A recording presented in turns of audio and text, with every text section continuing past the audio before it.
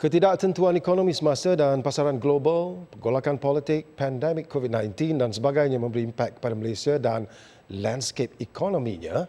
Walaupun Wakaf An-Nur terus bergerak ke hadapan sebagai sebuah institusi wakaf yang berperanan mengembangkan ekonomi ummah dan membela nasib golongan memerlukan. Dan buktinya boleh dilihat apabila Wakaf An-Nur yang berperanan sebagai pengurus wakaf saham terus komited mengagihkan manfaat menerusi aktivitinya.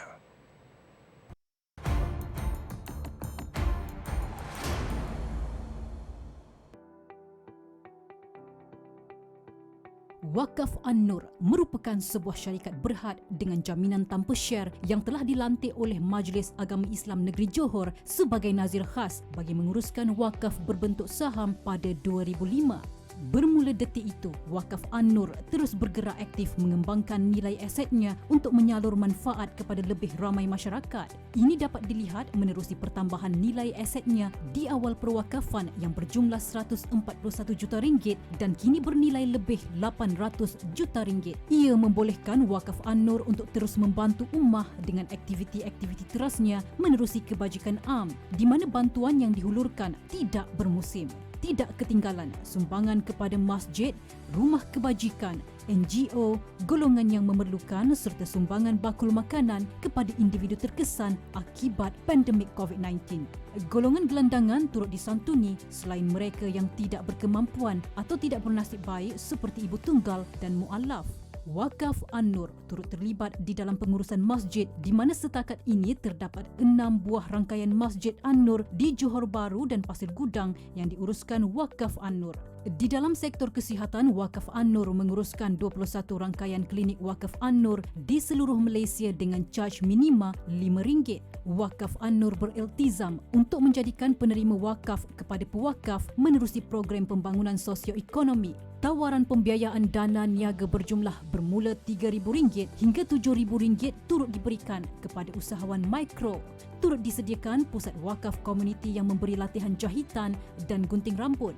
Wakaf An-Nur juga memiliki pasukan brigade wakaf yang berperanan sebagai barisan hadapan dan sentiasa bersedia menyantuni individu yang ditimpa musibah atau bencana. Sementara itu, pembiayaan Ar-Rahnu semakin mendapat sambutan, malah kepercayaan masyarakat khususnya golongan yang memerlukan serta berpendapatan rendah. Bagi Wakaf An-Nur, ia sebahagian daripada fardu kifayah untuk membantu lebih ramai masyarakat. Kepada orang ramai yang ingin bersama membina kekayaan menuju alam abadi, Wakaf An-Nur menawarkan pelbagai inisiatif pewakafan seperti hibalil wakaf, iaitu berhibah dengan niat berwakaf menerusi takaful dan harta yang boleh dibuat ketika masih hidup atau selepas kematian. Selain itu juga, pelaburan menerusi PMB An-Nur Wakaf Income Fund turut memberi peluang kepada orang ramai berwakaf bersama Wakaf An-Nur. Pelaburan itu berbentuk unit amanah patuh syariah di bawah PMB Investment Berhad. Dari segi Wakaf An-Nur itu sendiri, saya mengharapkan Wakaf An-Nur akan menjadi satu institusi wakaf yang terus berkembang maju di masa depan. Dan aset-aset yang diuruskan oleh Wakaf An-Nur juga akan terus meningkat dari masa ke semasa.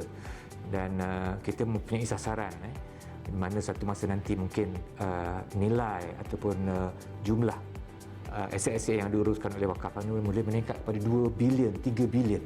Dan ia menjadi satu entiti yang besar. 2 dekad berlalu, Wakaf An-Nur berkembang menjadi sebuah institusi wakaf yang disegani serta sering menjadi contoh mahupun rujukan di dalam pengurusan wakaf.